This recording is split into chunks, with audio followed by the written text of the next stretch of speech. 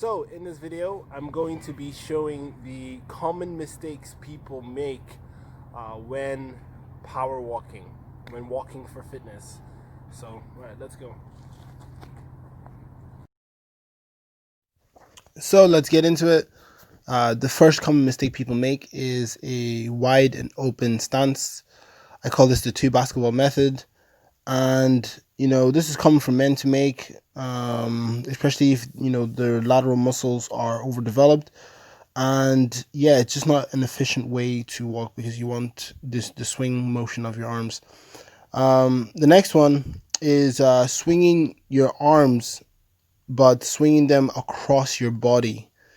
You don't want to swing your arms across the body. It's not as efficient as it would if it was tucked in, elbow straight, a 90-degree angle. Next one is walking upright. So the leading arm, it goes too high, and as you do that, it also becomes wide and open. So your feet tend to follow. So work on condensing both arms.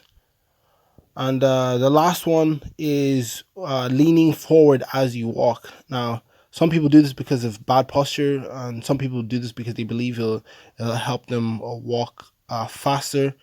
But this isn't true.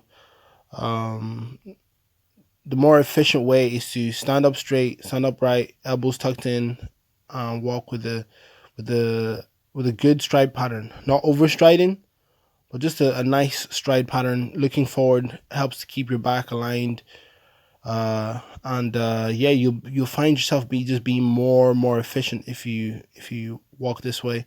So remember, upright, looking forward, elbows tucked in, and you don't have to overstride. Just a nice stride pattern, and that will help you develop speed and efficiency.